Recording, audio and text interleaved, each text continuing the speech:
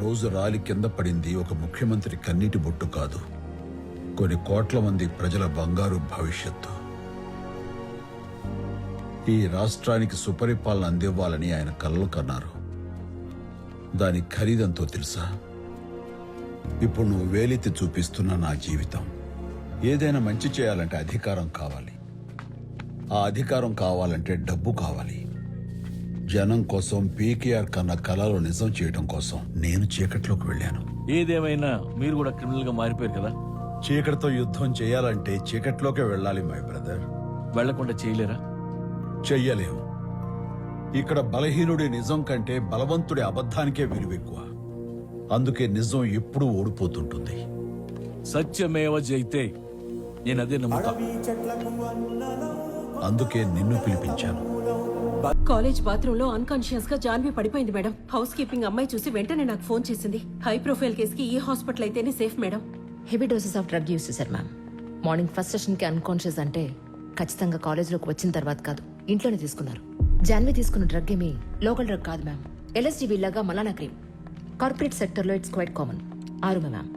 Present conscious లోకి వచ్చారు. Still ivy fluids continue చేస్తున్నాం. 2-3 days హాస్పిటల్లో ఉండాల్సి వస్తుంది. నేను పర్సనల్ గా మాట్లాడాలి.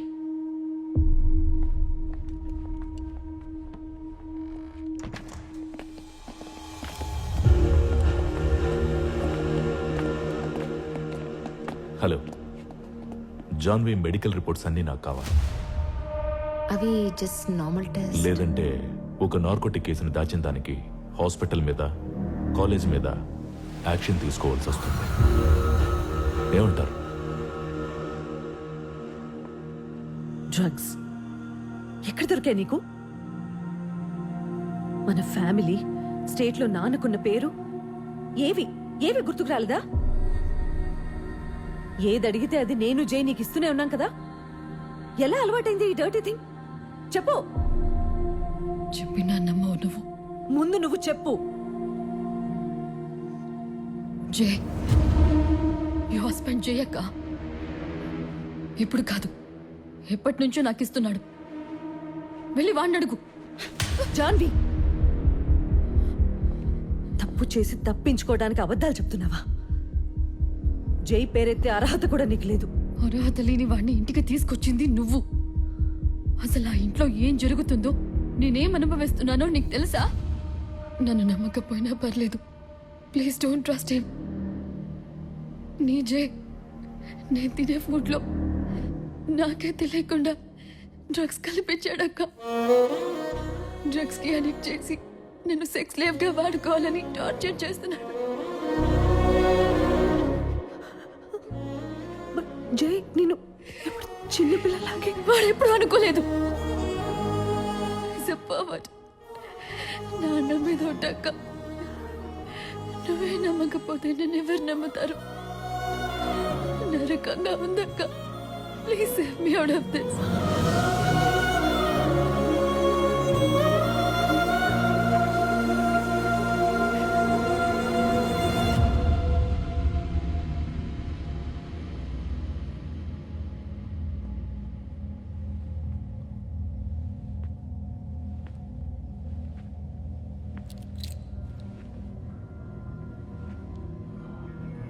సత్య,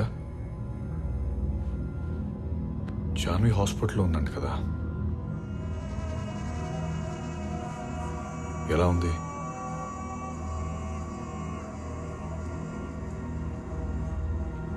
జాన్వి డ్రగ్స్ అలవాటుందని నాకు ముందే తెలుసు. కాకపోతే నీకు చెప్తే ఎక్కడ బాధపడతామని చెప్పలేదు. మాన్పించడానికి చాలా ట్రై చేశాను, but it was out of hands. జాటి డ్రగ్స్ ఎవడలు వచ్చేస్తుంటాడు. ఎందుకు నా చెల్లిని అలా చేసావు? నీ అవసరం కోసం చిన్న పిల్లకి డ్రగ్స్ అలవాటు చేస్తావా? నా చెల్లిని టచ్ చేస్తావా?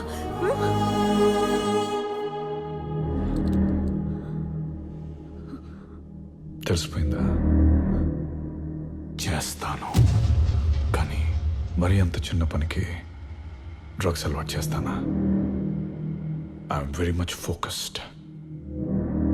నిన్ను పెళ్లి చేసుకున్నా జాన్విక్ డ్రగ్స్ అలవాటు చేసిన సింగిల్ ఎజెండా సీఎం పవర్. ఆ పవర్ కోసమే నీ ఎక్స్ బాయ్ ఫ్రెండ్ని చంపి నిన్ను పెళ్లి చేసుకొని మీ నాన్న పక్కన చేరాను. రేపు పొద్దున తేడా వచ్చి నా గురించి ఏదైనా విషయం బయటపడితే నువ్వు పీకేఆర్ నోరు మూసుకొని ఉండాలని జాన్విక్ డ్రగ్స్ అలవాటు చేశాను. తప్పలేదు సత్య, నచ్చింది చేయడానికి కొన్నిసార్లు నమ్మిన వాళ్ళని చీట్ చేయక తప్పదు. Every bloody thing is fair in love and war. ఈ వార్లో నేను ఒక్కడినే నా ఆర్మీ. ప్రతిరోజు మీతో ఒంటరి పోరాటం చేస్తున్నప్పుడు ఎంత నరకం అనిపించానో తెలుసా నీకు?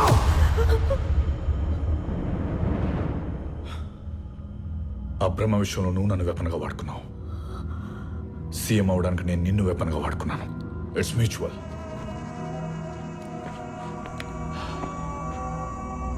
సత్య, మంచిగా బ్రతకడం కంటే మంచోళ్ళ నటించడం చాలా కష్టం. I did my best. మా ఇంట్లో అన్నం తిని మీ ఇంట్లో అన్నం తిని కంప్లీట్ చేయి. మీ ఇంట్లో అన్నం తిన్నది నేను ఒక్కడినే. నువ్వు నా ప్రేమ తిన్నావు. మీ చెల్లి డ్రగ్స్ తింది. మీ నాన్న విషం తిన్నాడు. ఎస్, నేనే ఇచ్చాను. మీ కంక్లూజన్ చెప్పారు కదా, నా కన్ఫెషన్ కూడా వినండి. మీ చిన్న కూతురు జాన్వి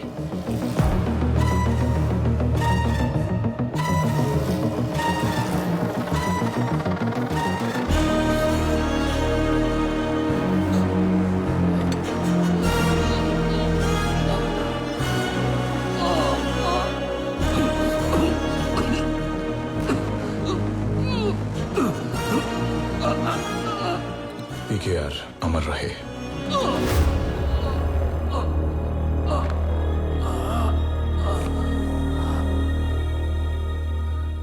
సత్య, నువ్వు ఎప్పుడు అంటుంటావే నీ లైఫ్లో వాక్యూమ్ క్రియేట్ అయినప్పుడల్లా నేనే ఫీల్ చేశానని.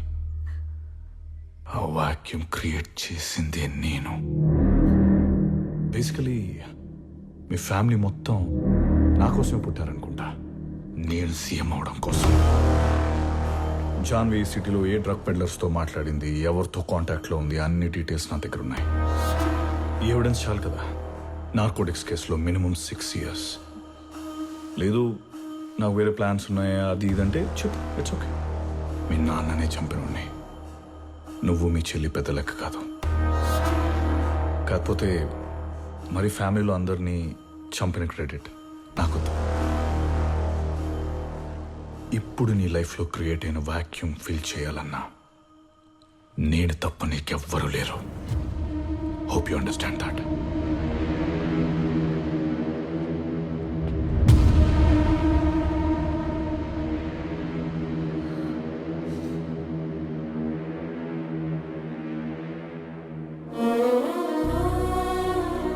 ఏళ్లుగా ప్రశాంతంగా ఉన్నాను, కానీ నా మనశ్శాంతి పాడు చేయడానికి మళ్ళీ వచ్చాడు. ఎందుకు అతన్ని పిలిపించారు? ఈ రాష్ట్రానికి మంచి చేయాలనుకున్న నాకు చుట్టూ శత్రువులేనమ్మా. వాళ్ల దౌర్జన్యాల నుంచి నా ఆశయాలని కాపాడుకోవడానికి బ్రహ్మ సపోర్ట్ నాకు కావలసి వచ్చింది. అందుకే రమ్మన్నాను. వచ్చాడు, కొండంత అండగా నిలబడ్డాడు. ఇది ఈరోజు నీకు అర్థం కాకపోవచ్చు, కానీ నాకులాగే ఏదో ఒక రోజు నీ చుట్టూ చీకటి కమ్ముకున్నప్పుడు దాన్ని తరిమి కొట్టే ఒకే ఒక్కడు బ్రహ్మ.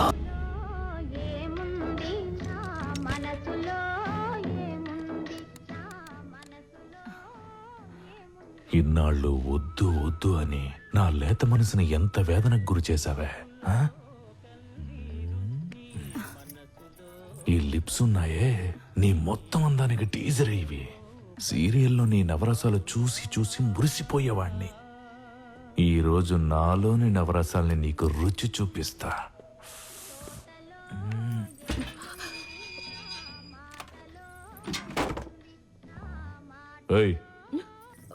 ఏంటి సౌండ్?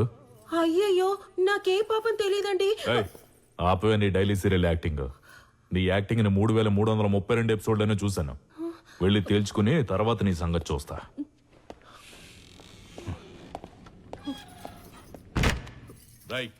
మీరేంటి ఇక్కడ?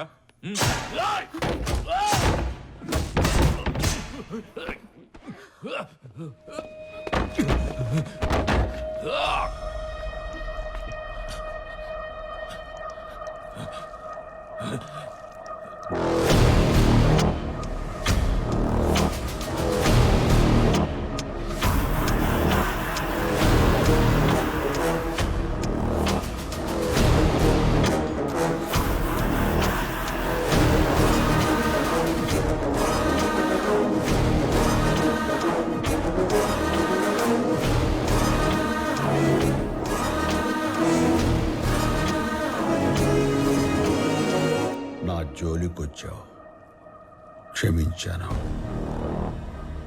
నా ఫ్యామిలీ జోలికొచ్చావు, అది నా చెల్లి జోలికి ఊరుకుంటానా?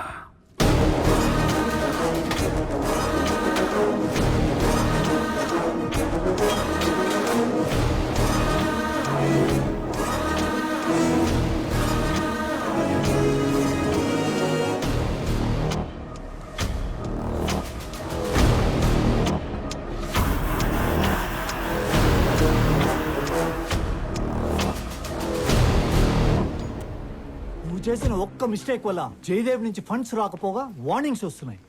ఈ రోజు మనతో పాటు మన ఛానల్ ఎంప్లాయీస్ జీవితం మొత్తం నాశనమైంది. Stop it Ram. నేను నాలా ఉండి నా పని చేస్తే నువ్వు చెప్పినట్టు మన ఛానల్లో పనిచేసే ఎంప్లాయీస్ కుటుంబాలు రోడ్డున పడతాయి కదా. So here I am. I call it quits.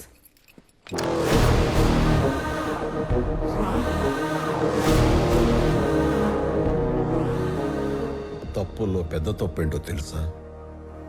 మంచి చేసిన వాళ్ళకి ఎందుకా మంచి చేసావా అనిపించేలా చేయటం. ఇప్పుడు శ్వేత విషయంలో కూడా నువ్వు అదే తప్పు చేస్తున్నావు. తప్పు చెయ్యకు. సరే సార్, నేను మీ విషయంలో చేసిన తప్పే.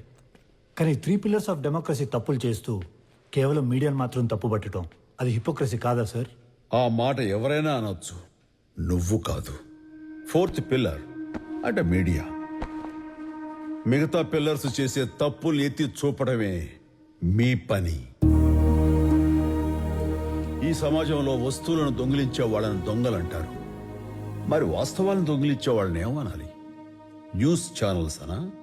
న్యూస్కి మసాలాలు జోడించి స్లో మోషన్లు, రకరకాల ఎఫెక్ట్లు వేయడం. నిజం చెప్పాలంటే అతిపెద్ద ఎంటర్టైన్మెంట్ ఛానల్స్ మీ న్యూస్ ఛానల్స్. ఓకే రామ్, అప్పులున్నాయి కాబట్టి తప్పులు చేశామంటున్నారు. అవన్నీ నేను సరిచేస్తాను. మీరు నిజాయితీగా ఉంటారా? అప్పు మీరు అనుకున్నంత చిన్నది కాదు సార్.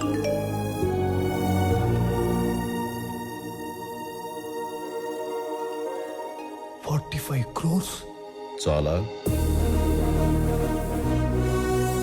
ఇప్పటి నుంచి ఎన్ఎన్టీవీ ఎడిటోరియల్ పాలసీ సత్యప్రియ చెప్పినట్టుగా ఉండాలి. మీరు డీల్ చేసేది ఆడిన మాట తప్పే జయదేవ్తో కాదు, మాట తప్పితే మనిషినే తప్పించే బ్రహ్మతో.